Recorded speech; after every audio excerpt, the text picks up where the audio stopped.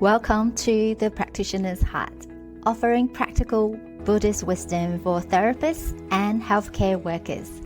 If you are keen to deepen your practice beyond the theoretical understanding of Buddhism, if you are finding it hard to calm your little active mind after therapy work, I welcome you to join me to dive a little deeper. Each episode, I'll be sharing some common issues that therapists may face when integrating and practicing awareness, compassion within themselves and also supporting clients. I'll be sprinkling some pearls of wisdom that I've learned from my master and teachers that will be helpful as internal resources. I'll also be interviewing other therapists who are on this spiritual path together to share their experiences of how they practice wisdom and compassion in their daily lives. I want to let you know that you're not alone. You are part of a bigger community who aspire for greater soul alignment, growth, and awakening. That we can strike a balance of juggling our busy modern life as therapists with a clear mind and an open heart. I hope to inspire more practitioners to explore deeper spiritual meaning and purpose on our path to enlightenment. I'm your host, Po Gan, a psychologist, a Buddhist practitioner, a parent of 2 children, a fellow human being with a busy mind, but with a great inspired vision for collective awakening. Let's begin.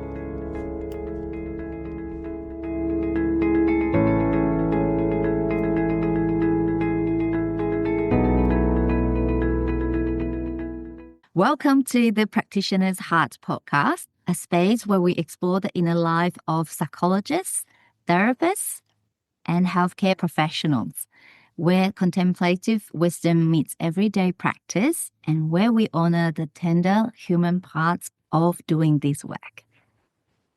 And today I have Bee Lim. And hi, Bee Lim. How are you? Hi, Paul. Good, thank you. It's good to connect.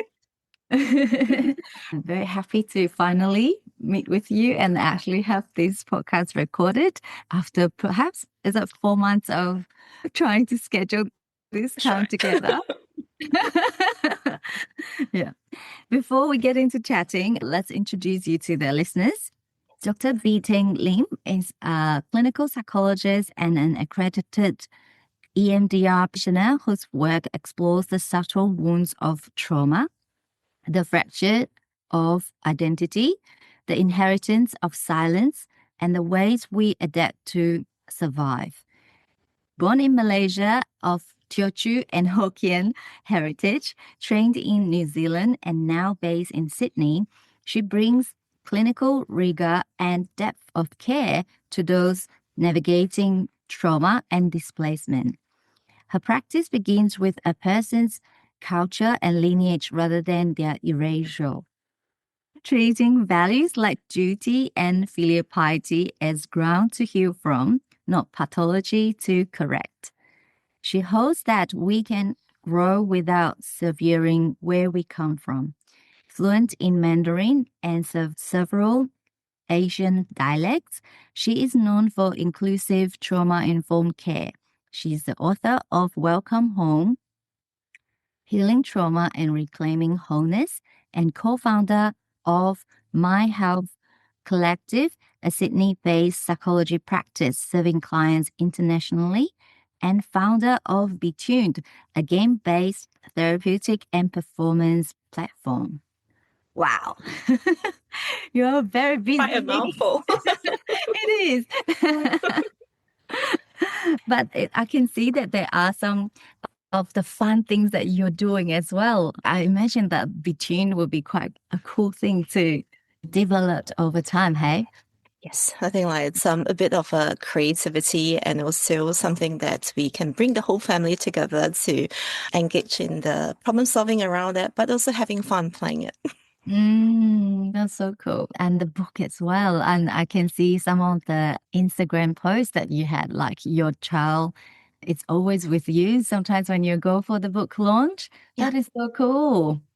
Yeah, I think like he has been really enjoying the process of it. And I think like it's the whole idea around a lot of these different things that we have done is to actually making sure that it's accessible and it's understandable across different age groups as well. So having him as our first tester is actually helpful. That's awesome. And how old is he? 8. 8. Oh, very cute age. So I guess I usually start with asking them what is something that brings them joy lately. What would be yours? So for mine more recently, it's actually two things really. So I have a terrible, terrible habit of only saving reading fiction for holidays. Uh-huh. But in this school break, I've started reading alongside my 8-year-old. He's participating in a readathon challenge. So he's supposed to read 6 books in July to raise funds for a literacy project in Cambodia. So we decided that we would do this together. And he's reading a book called New From Here, which is about an Asian American boy that moved from Hong Kong to California and then trying to navigate and keep the family together during the virus kind of outbreak at that time. And I was reading a historical fiction called When Sleeping Women Wake, which is about 3 generations of very spirited women during the Japanese occupation of Hong Kong. So it has been just a really interesting process because thinking about the timeline-wise, the 2 books are probably based about 80 years apart. But what you've been kind of coming back to is also thinking about like, oh, actually, what kept family together when the worlds fall apart? What actually happens is also then just being able to share our thoughts, sharing the different stories and the people in the books. And then it always ended up with us thinking about, oh my goodness, what are the food or the food longings that keep family together? So last night we're just having a conversation, dreaming about this like piping hot bowl of beef brisket noodles in those cha chan teng, those are the Hong Kong diners. Yes. So I think like that has been really bringing me a lot of joy and groundedness. And something I've kind of done a little bit more in this few years is also then tendering to the garden. I think like I found it really helpful to help me move past grief. And over the last 2 months, what I've done is also then starting a little patch of more like a TCM, like a traditional Chinese medicine kind of like garden. So we have our first mentis plant in there now, and just having that moments of tendering it to it and watching and really kind of learning through the cycles around that as well. Hopefully next year we'll get enough blossoms to dry for tea. It's very grounding. So yeah, I think that's probably the 2 things that I go like, oh, actually that's helping me in terms of like keeping more well and high spirited during this time. Yeah, especially in winter, huh? Yeah, but I find the same thing when I was tending to my grief and watering the plants and looking after my plants have been really healing process for myself as well. I was just like, oh, yes, you found the same thing too. Yeah, I think it's just kind of really also being able to observe and learning a bit more about the cycle of life as well. That's beautiful. Did you have dandelion in your TCM garden? That is actually kind of going in. Because sometimes it's that like is a going weed. in. Yeah, That's it's like right. That's weed right. sometimes. I'm planning to kind of have a few more kind of like different pots and things like that. And I was trying to move different things that is already in the garden there as well. So I'll actually like let's do some recategorizing. That's awesome. I'll have to talk to you more about this That's later. right. Okay. Let's start our conversation with the book, and then we can go into a little bit more about your personal practice. I love your book, Welcome Home, and I have them in my private practice consulting room as well. As I was reading them, I noticed that you incorporated IFS principles and the ideas of returning home, which to me is very consistent with the contemplative practices and really the idea of more holistic, more coming back to wholeness. And maybe we'll start with that. Tell us a little bit about what prompted and what gave you the idea of having written this book. and the 4 animals that you chose? Big questions.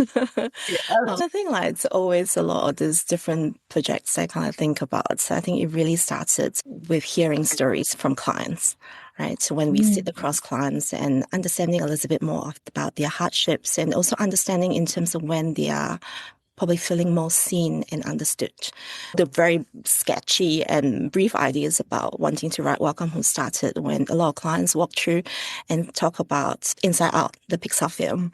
So a lot of clients say like, oh, actually it helps me understand my emotions. But I also don't see my family in it. So whether the protagonist, Riley's, her parents, they would apologize if they have done something that seemed to be hurtful to Riley. But for some of these clients, their parents won't apologize. Or if Riley, the protagonist, were to feel angry, her anger feels really clean. But for a lot of the clients or the diaspora population that I work with, their anger potentially carry generations of silencing, generations of story that have not been spoken about. So I think like Paul, when you and I kind of talk as therapists, we'll talk about all these different brilliant frameworks that we've been trained in. And they are great frameworks to help us in terms of working with our clients. But I think like there's also a sense in terms of potentially this framework might not feel in-depth enough for some of the population that we work with. And I think it's a book to carry that story deeper and think about the different parts of ourselves, not just happening within the body, but also thinking about the parts of ourselves that carry lineage, that carry land, that carry language, that carry the survival strategies of all those who came before us. The origin story, in many ways, for Welcome Home just started there in terms of how can we write a story or map this out in a way that a lot of the clients that I work with will also see themselves in it. Yeah, definitely. I can imagine, and I've actually lent the book to one of my clients, and it has been really helpful to have the conversation.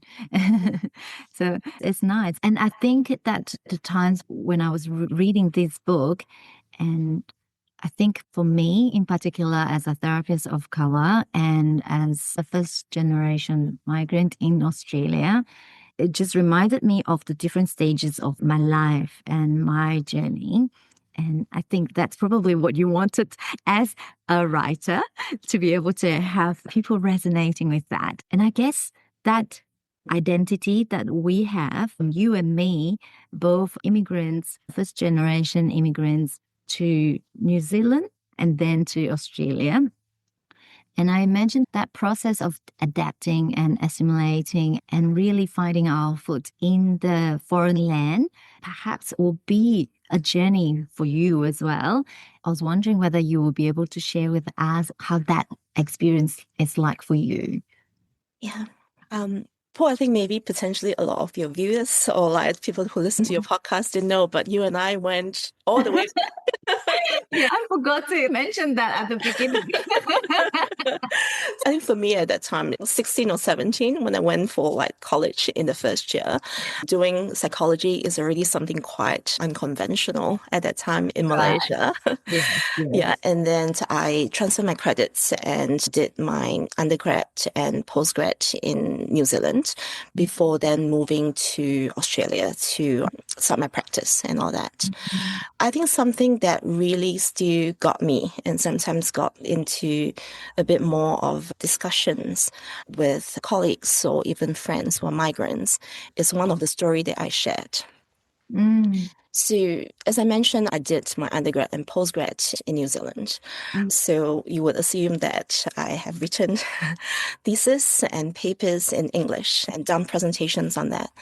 But one of the things, or one of the first things that I needed to do when migrating to Australia is to sit for an English proficiency test. Yeah. So that carries some poignancy, mainly just because I think it's the sense of sometimes as migrants, we're not just crossing one border. We need to actually be proving ourselves again and again and again to show that we deserve a place in a country or deserve a seat in a room or on a table somewhere. And I think that journey, it's challenging enough for you and myself as professionals, but I could imagine how disorientating and also how challenging that might be for people that are potentially kind of like coming to a new country in different circumstances. Yeah, definitely. And I guess like in my friend circle, I've heard many stories about people who were highly trained, highly experienced professionals in Malaysia, doctors, and when they migrate for better future for their children, and they have to give up some of the work experience that they have because they don't really wanted to go through the test and to prove themselves, and that they have to change to another job. Definitely in terms of identity, that's a huge piece of adjusting and shifting. I think this part about us having to prove ourselves again and again, and sometimes makes us very hard on ourselves. That's right. Yeah. Yeah. Or even deciding which part of ourselves is actually acceptable and get the pass and is actually legible and is presentable to the world. And then which part of ourselves do we need to hide to navigate through the journey? That is definitely the core of Welcome Home, to understand what are some of these parts that hold that story, but weren't able to actually be, or we don't feel like it's presentable to the world. And that's why we feel like we need to keep it outside or cut it off. And part of the healing is to be able to recognize and to know those parts and to allow them to be there and to be seen and to be witnessed, isn't it? Yeah. That's right. Yeah. Yeah. You got that, Paul. I guess that's because of the shared experience that we have. And your book really allows those parts to be seen and allow those parts to be expressed in a very accessible way. So I think I really love the story. So what would you want the readers to know about this part about coming home? What does it mean for you in terms of coming home? I think one of the most common question that was asked when I was around Australia having different conversations and book launches is people asking me about the format of the book. They just went like, well, actually, you are a professional, you have credibility. Why did you write an illustrated narrative nonfiction? Why didn't you write a self-help? Or why didn't you write a more traditional kind of a textbook to share your knowledge that way? And I do have to say, I think I have rows of those books in my office as well. I think the key point or the whole reason of wanting to write Welcome Home is really in terms of helping people to feel seen and to let them know that they are not alone. And Paul, you kind of like talk about how because we need to keep proving ourselves again and again and again, then oftentimes there is that sense of like, only if I were to do A, B, C, D, E, then I'm worthy. And it's definitely not my intention to write a book that is giving either therapists or clients or even readers another list or another long to-do list or strategies to do in order to kind of like feel better about themselves. I think I want people to actually being able to read the book and feel seen and also feel less alone in terms of understanding that other people actually share some of these stories or because of some of these experiences that we have inherited in some way. Then there's all these different coping strategies or there's different parts of ourselves that would show up, and they are not pathology, are just survival strategies. And I want us to be able to actually see them, to be able to see their functions, but then also to actually be able to go like, wow, you have helped me survive some things that's really hard. So I think like coming home for me now really kind of like means that it's not about becoming someone new. It's not about more capable or more presentable or holding more. I think really is actually be able to return to ourselves and being able to sit with some of these parts, understand their stories, And then if we will want to actually move forward, we move forward together rather than actually feeling like there's only some of these parts that are acceptable and I'll carry with me and continue to present rather than really living. Actually, a lot of therapists would say that they have these parts of being a perfectionistic person or self-sacrificing type of ideas that, like, other people's needs come before me. And all of that perhaps are survival strategies that really help us to, move forward. But once we have changed that relationship with these parts and we are able to kind of like embrace them a little bit more, isn't it? Yeah.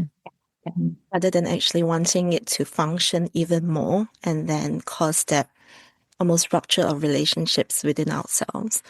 I think really is actually understanding their function. And also, I think something that's very central, I think, to your practice as well, Paul, is being able to look at these parts with more compassionate approach and relating to them differently. Beautiful. So what about for you? Like, how do you relate to these parts with more compassion? And are there certain parts that you're still in the process of processing? Yeah, I think it will always be an ongoing process. Mm-hmm. And I think you asked a really kind of good question around that in terms of how about it for me as therapists, right? We have been trained to be objective. Yeah. A few of my friends or, well, therapists as well read the book. They go like, oh, actually, I thought the crane was the healthy one. And that's a bit of a twist in terms of the book, thinking about the crane and thinking about it in terms of it's that part that's always observing, it's always narrating, it's always formulating a treatment plan, but it's not quite landing. It just feels like a floating part. It's very wise. It's maybe intellectual and being able to being able to go through these processes, but as much more of a third person. So I think like the biggest process for me actually going through this, it's really being able to land in experiences a bit more during the early parts in terms of for you and I talking about grief. And I think it's rather than working with grief, it's even in terms of whether it's actually sitting down with my grief process and understanding what's been lost and sitting with that emotions and holding that in my body or being able to experience those emotions and know that it's okay. So I think that process have really allowed me to potentially even kind of like gone deeper with some of the plots of the books as well, and talking about the more somatic or physical sensations or even fear in a more visceral manner. And I think like when we're just writing something from a very clinical perspective, I think that can sometimes also be protective strategies. And I'm not saying to not do that at all.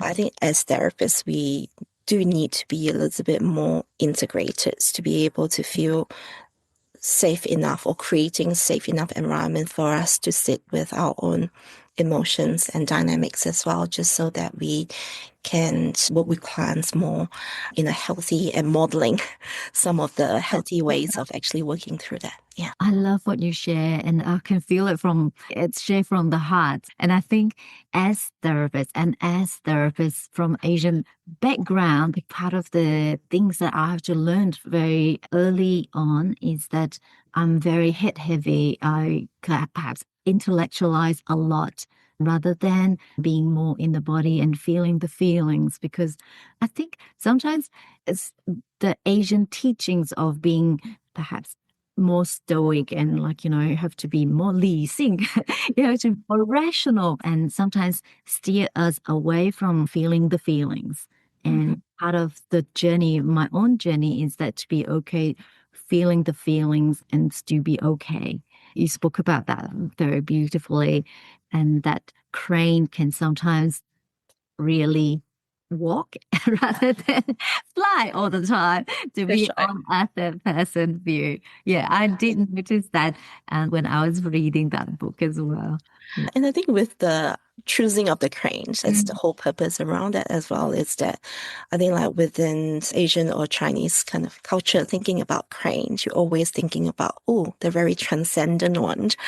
And you have this aura of like, I guess, idealization of that. But maybe it's also knowing that actually to be fully human and wholly human is about the integration of all these parts of us that, and emotion is not just a feeling, right? It's just thinking about it in terms of like, it's our thought, it's our body sensations, it's all these different elements of it as well coming together. Yeah. It's really nice and really beautiful.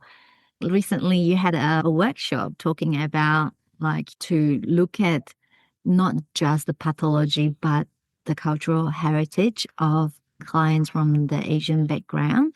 What do you hope that the Western trained therapists or therapists in general, what do you want them to know about culturally responsive healing? Because I could see that those different parts and acknowledging them in the process of healing or in the process of therapy would be really helpful. What is your thought about that? I think oftentimes when I even kind of thinking about culturally responsive care, and I think as therapists, it's very common for us to even seek therapy very early on in our training, just mainly because we want to actually also understand how was it like being a client. And I share this experience about going to therapy during my first year of clinical training. At that time, I have intentionally already chosen someone that I thought could provide more culturally responsive care. And then talking a little bit more about my cultural kind of like context, potentially some of the expectations, and then having the therapist just outright tell me that like, oh, actually, you are totally enmeshed. You're never going to actually be able to complete your training if you don't cut relationship with your family. And that experience was very jarring. Yeah, very jarring. I was Very, just like, very jarring. I can't imagine That's right. someone said that. Yeah, and I think that was actually always been an experience that I hold in my mind in terms of, I can understand in terms of where that maybe recommendations is kind of like coming from, but also feeling really misunderstood in that context in terms of, while drawing boundaries and all that can be really healthy, but how can we understand the nuances around maintaining, say, for example, autonomy, but also continue to have that interconnectedness with healthy relationships in our lives, whether it's from a family or from an extended kind of family kind of perspective.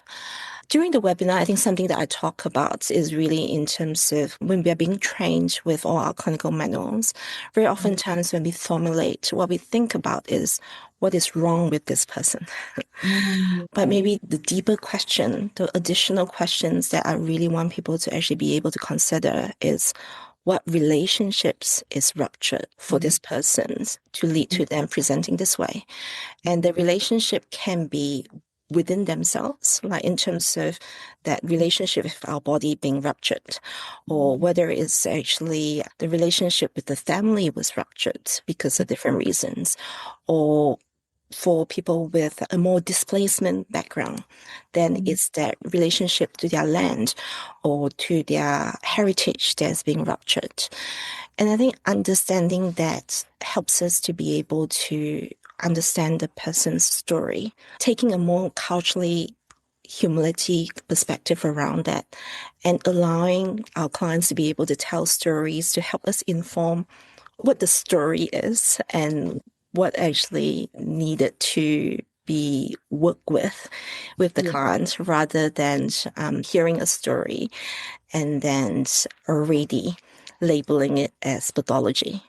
So I think that is probably the bigger picture around that. I think is being able to dig a little bit deeper and understand that story better, rather than thinking about it in terms of much more of a symptom-based perspective.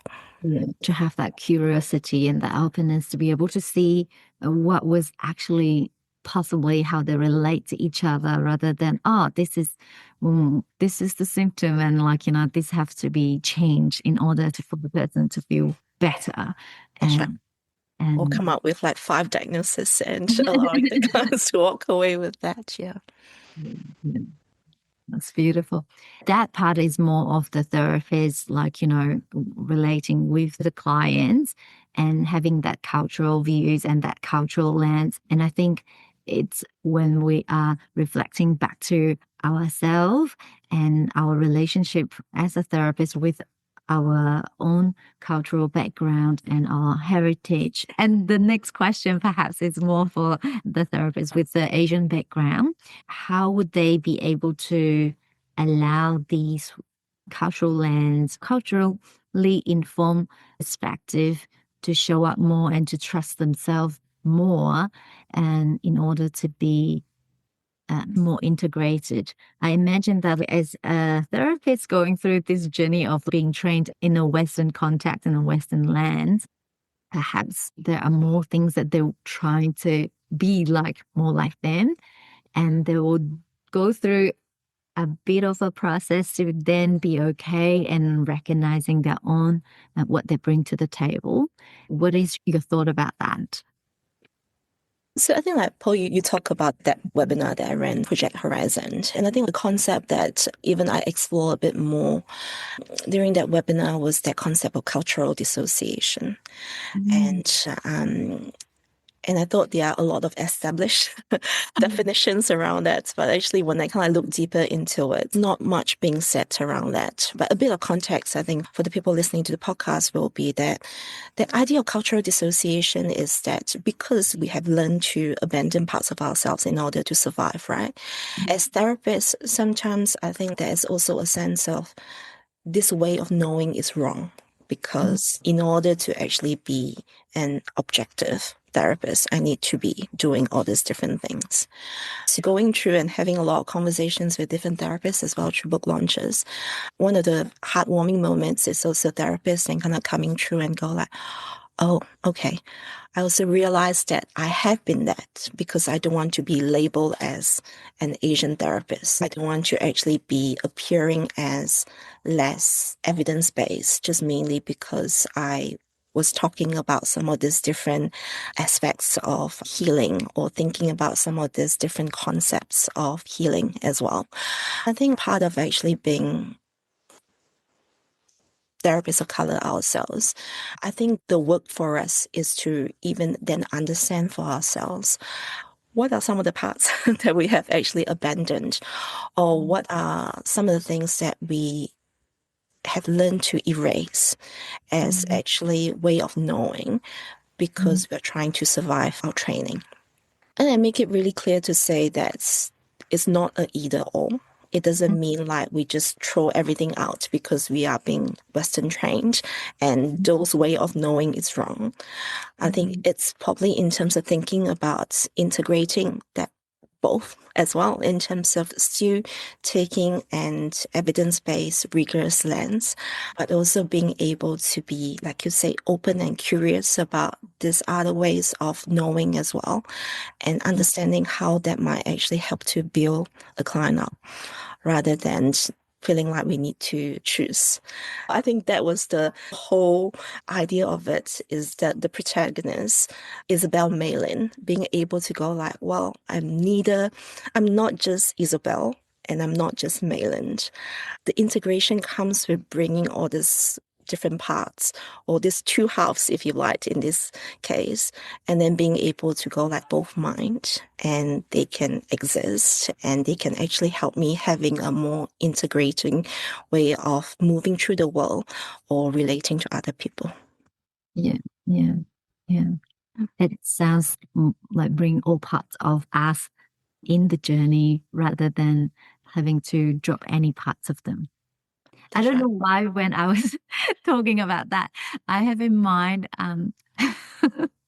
this is totally off, but I have in mind COG, like, this journey to the West to get the sutra, and that they have the monkey and also the pig, and What's the other one? The Usa, monk. Yeah, the monk, and also the master. It's like bring all parts of us to go in the journey, but you don't have to leave anyone behind.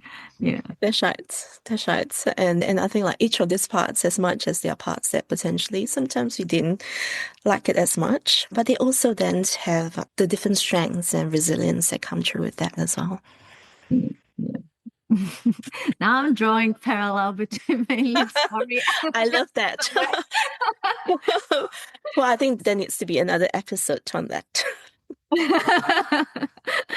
Are there parts of that therapists or Asian diaspora tend to excel away from? Like through the book launches and the clients that you are seeing? So I think from the therapist ones, oftentimes I think is that having to actually be the crane, right? But through the book launches and potentially even thinking about in terms of clients and also ourselves as well. Actually, Wolf is a very interesting one, just mainly because Wolf is a part of us that carry that rage or carry that anger, but there is no safe place to go. And for a lot of clients, I think maybe it's not even just Asian diaspora kind of clients as well as thinking about it in terms of that being able to voice our anger or being able to even admit to us feeling angry is such a big no-no because there are all these expectations that no, keep silent or continue to kind of suppress that. So during the Canberra book launch, I think a reader has asked a question about anger. It's like, what do I do with mine? What do I do with my anger? And I can feel like I'm holding it in a lot because it's not okay to express it. And I think sometimes it's actually even talking to our clients or helping them having language and understand what the function of anger is. Because really the function of anger or the reason we feel angry is because we observe an injustice. Yeah. That's not right. That's not okay. So feeling angry does not equal aggression or being physically violent or emotionally violent. Feeling angry and being able to label it and understand the function and the message that is giving us, and also the function for our clients. Potentially also help them verbalize it and being able to feel less scared of that emotions coming out. So I think that is probably the one that I've observed the most, unnamed. Sometimes it feels like it needs to be, I need to name it for my clients, or I need to actually kind of go, I feel really angry when I hear this, when, this happened. So yeah, so I think that's probably something that I observe a bit more. The ox and carrying all the loads and all that is probably what we are all kind of like familiar with. But I think the reason all these different animals has been chosen is really because it's a common experience or there are common parts that come out for different people. So whether someone is a therapist of color or readers of color or not, I think the whole aim of it is to actually understand that because of our experiences, this part have come up and they serve a function, and how would we like them to be in the future or going forward. As I was listening to you talking about this, I was just thinking that a lot of my clients, or maybe perhaps myself, that we didn't have a lot of examples growing up, learning how to deal with anger.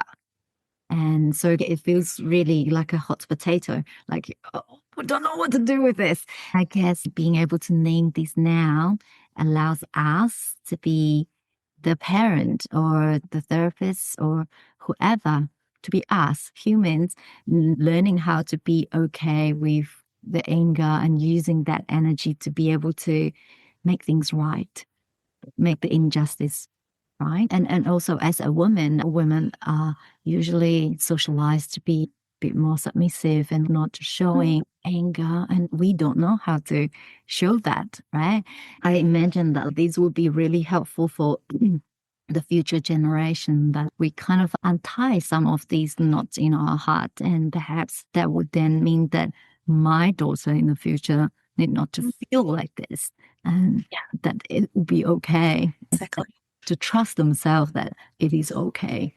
I think one of the terms that I really liked is to actually thinking about ourselves as like, we talk about our ancestors, but essentially all of us are future ancestors.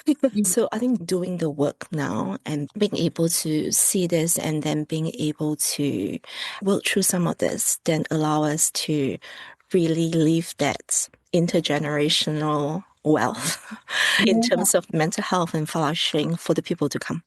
I love that. And this work and this book has carried so many layers of meaning in many ways, isn't it? It's like a pattern that get passed on. Right. Okay. So I did have another question about what do you want therapists to remember when they feel they must choose between being competent and being whole? I'm not sure, like, is that kind of like duplicate of what we have discussed so far? Yeah, I think really it's finding your community as well. I think like bringing it to supervisions, talking to other therapists, other professionals who are on this process and on this journey as well. And I think like remembering that we are not alone in terms of trying to work this out. So yeah, so I think like part of actually healing is also healing happened in community. So how can we surround ourselves with people that will help us being able to do that? And so what about your own practice? Like, how does contemplative practice influence your life or work? I think the contemplative practice part really then just, I think it's even giving ourselves that space. I think I really appreciate having that space of sitting down and being able to reflect on some of these processes and some of these relationships, and also the dynamic to whether it's actually in session with a client or understanding in terms of when a client leave our consulting room as well. They are going into environment in which they are also having some of this dynamic with other people. And so I think the contemplative practice allow me to actually seeing beyond the surface about what's happening and understanding the mechanisms underlying it, just so that we can really sit with that, reflect on that, but also the becoming aware of it, I think is the first step of change, right? Because we are not aware of it, then we won't be able to actually do anything about it. So once we kind of become aware of it, then that allows us to actually, whether it's work with someone or finding ways that's actually kind of forward from there. Yeah, that sounds good. I think we have covered a lot of different layers and different lands and like, a little bit about ourselves and also a little bit about the work that we do and the book. I'm so happy that we have had this conversation. If there is one, maybe use the garden metaphor. We both love gardening. That if we will be able to plant a seed in the listener's heart, what would you hope that would be? The final takeaway? From today?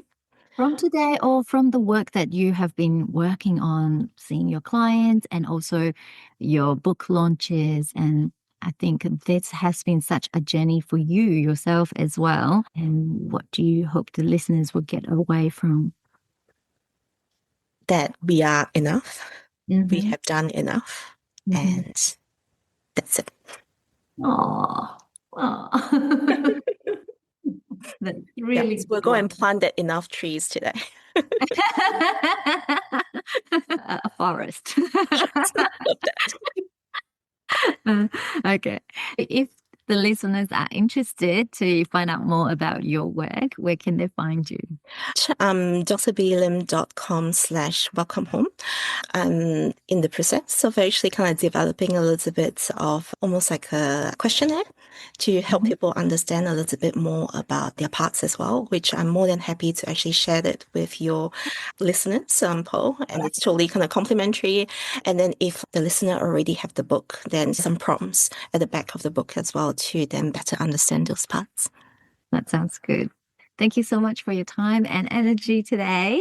And it's been a pleasure. We haven't actually had time to talk about the EMDR and the Be Tuned as much.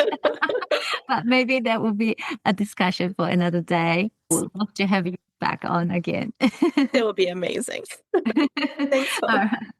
See you. As we close our practice for today, I want to thank you for sharing this time. If this episode resonated with you, the most meaningful way to support the podcast is to share it. Share it with a colleague or leave a review on Apple Podcasts or Spotify. It helps our community to reach other people who need it. Until next time, keep your heart open, keep your mind clear and steady. Go be your amazing self as you awaken yourself and others. See you next time.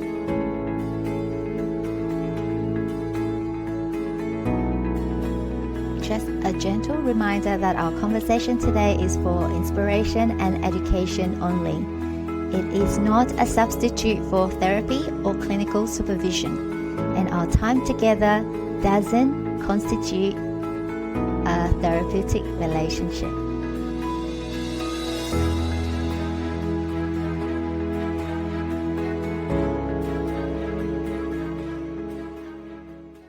If today's episode resonated with you and you would like to have a steadier, more grounded way of being, both in your work and in your personal life, you're warmly invited to explore the Bodhi Inner Path Circle.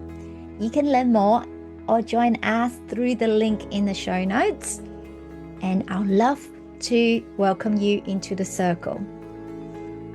We're starting in July every second Friday at 1 p.m. Western Australia time for an hour. So one session every month will be purely guided meditation practice. The other session every month, the fourth Friday of the month, will be all about coming together in a group, engage in reflection in a book club. We read Buddhist book chapters and teachings. We then reflect on how we integrate the teachings and practice as therapists. It is going to be a nurturing and nourishing way to wrap up the work week. So register now to join us on the 10th of July. With the founding member offer opening now, it is a great investment for your well-being and your wisdom life. And I pledge to donate $10 out of every membership every month through Support the Building Fund to build a meditation hall in WA. So your membership, your practice with us every month also support a bigger good cause to enable more people to practice and benefit from the teachings. So self-care does not need to be done in isolation. Self-care can also be done in collective care in community.